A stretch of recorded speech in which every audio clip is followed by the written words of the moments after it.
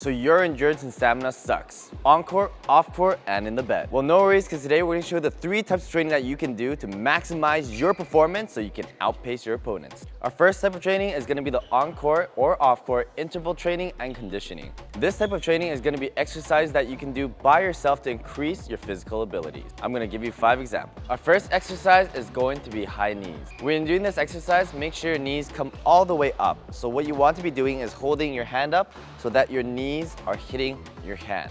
Now what this exercise is going to be doing is 1, engaging your core, because you're going to have to be tucking your core each time you come up. And secondly, what it's going to do is increase the strength of your calf and ankle muscles, because you're going to be pushing off this really fast in an isolated spot. And that's going to give you a lot of this jumping endurance, which is what you're going to need when you're moving around on court.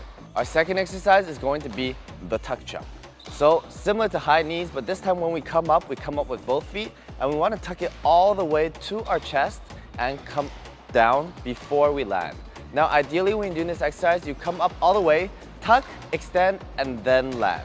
Now what this exercise is going to be really good for is for those opportunities when you have to jump smash or just jump on both feet, you got to come up. And why the tuck is important is when you're coming up, you need to have that strong core.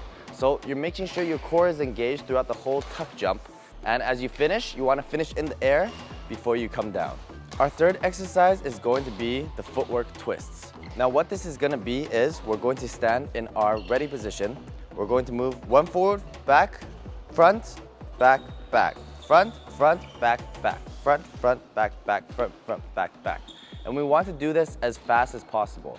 Now what this exercise does is helps with your change of direction on the court. Change, change, change, change. And this is going to be super important because the fastest way to move faster on court is to change direction faster. Our fourth exercise is going to be quick feet. Now we're just going to be in our ready position and going left, right as fast as we can. And why this exercise is important is because this is going to help us practice pushing off in every direction very quickly. So when the shot comes, boom, we can instantly push off and adjust to the direction that we need to go. Our last exercise is going to be lunge jumps. So we're going to go out into our full lunge, make sure 90 degrees and extended. And from here, we're going to lunge to the other side. When we're doing this exercise, you want to make sure your knee is never past your toe, because then you're going to be having knee injury. You want to feel all of your strength back here on your glutes, okay, and supporting, and your back toe can drag. Now, of course, this is essential for practicing strong lunges, so you can lunge there and come back. Our next section is going to be single burst training, and I'm going to give you the 3 top exercises to help you improve your endurance and your stamina. Our first exercise is going to be drop net exercise. Now, if you're more beginner, you can use this in pattern training. So back, front, front.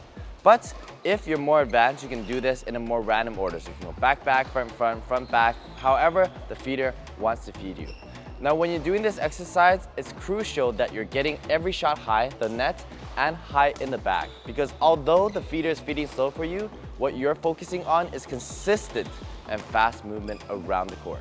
Our next exercise is going to be the backcourt isolation. So what you're going to be doing is making sure you can only hit to the back 2 corners of the court while your opponent can hit to your full court.